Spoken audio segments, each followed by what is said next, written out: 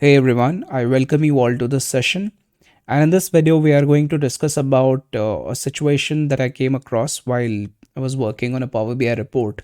So let's discuss about that, right? So as of now, you can see that we are having no data available. So let's create the data. I'll just simply click here on Modeling tab, the new table, and let's name this table as test. And I'll be using calendar function for it. So you can simply write calendar. Press tab key. Now you are required to provide the start and end date. So I'll be using date function. So date, press tab key. Let's um, let's say we want the data between 1st January 2023 to 1st January 2025. So let's write 2023, comma 1, comma 1, close it, comma. Then again we'll be using the date function. Press tab key. 2025, comma 1, comma 1, close the bracket, press enter. So if now I'll click on the data view, you can see that a date column has been added. You can change the format. Let's change the format to DDMMYYYY. Right. Now let's click on the report view. Let's say I want to add one more column in this test table in which some numbers should be present because we'll be using that data in our analysis. So I'll just simply right click here on the test table, then new column. Let's name this column as num, and I'll be using week num function for it. You can use any other suitable function. Week num, tab key.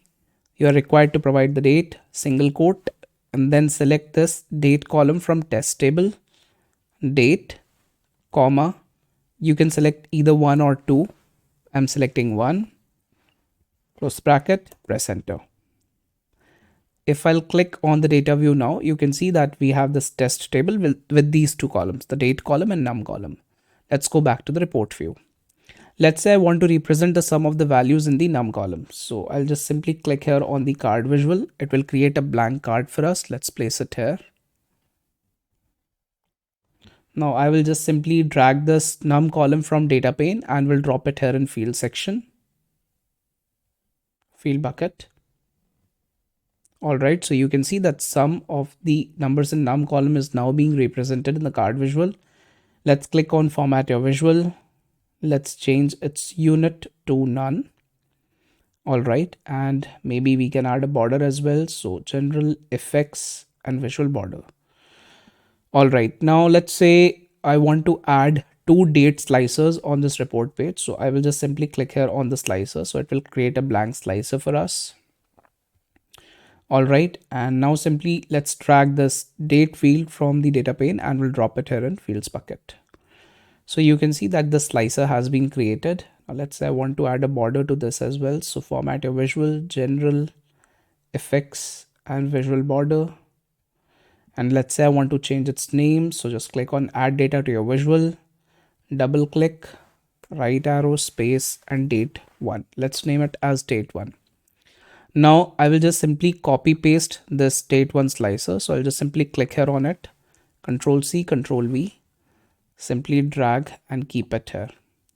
And let's name the second date slicer as date 2. So you can change the name from here, double click and change the name. Enter. And for this second date slicer, that is date 2 slicer, I want to change the slicer style as well. So I'll just simply click here on this slicer, second slicer, format your visual, slicer setting, and from this between, let's select relative date, right?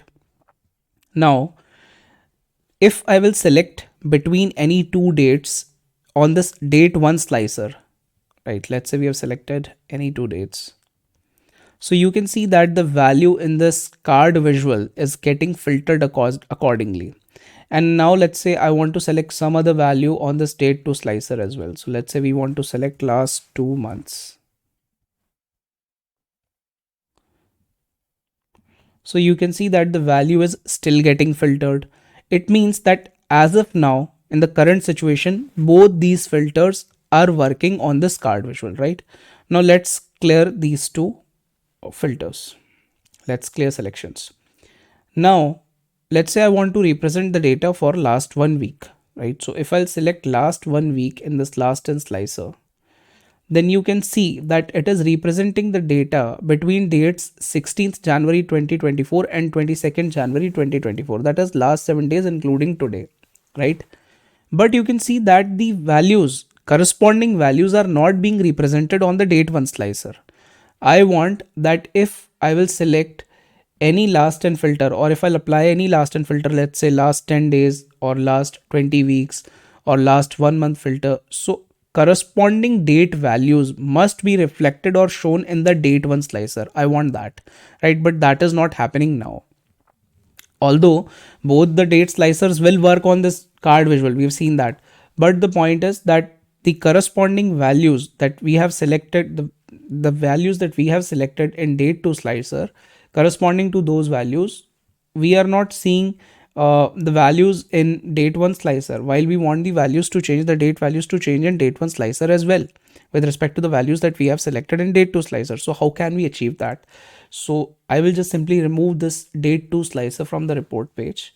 And now I will simply drag this date column from the data pane and will drop it here in the filters pane, and in this filters on this page section basically, right? So I'll just simply drag and drop it here. And from this basic filtering, I will change it to relative date. And here I can select from days, I can select weeks, and here I can select last 1 week, and including today, I'll click on apply filter.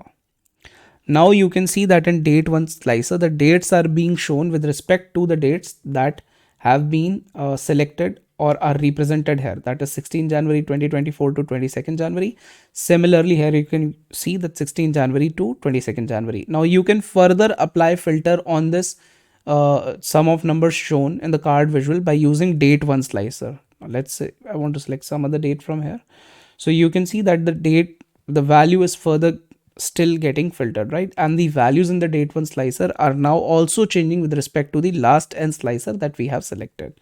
So although in this last n slicer, you can see that the date selected is between 16 to 22nd January, but the corresponding values were reflected in the date one slicer while we used it in the filters pane. And now we have applied some other filter, date filter, using date one slicer as well, right? So the value in the card visual is further getting filtered, right? So that's the thing. Right, so this was an example just to illustrate that how different date slicers or different slicers interact with each other, right? So we just majorly wanted to discuss about that point in this video. And there are other things as well, other examples as well, wherein a particular tool may have a particular definition of some terms, or some of the things can work in a certain way in any given tool. So we need to keep that thing as well in mind. Like for example, if I'll talk about average, then in statistics, general statistics, average may refer to mean, median or mode.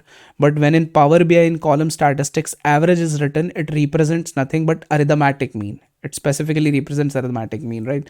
So we should have an idea of all those things as well, that how different terms are defined in any given tool, or how different elements interact in any report, in any dashboard in a given tool. So we should be having an idea of that as well.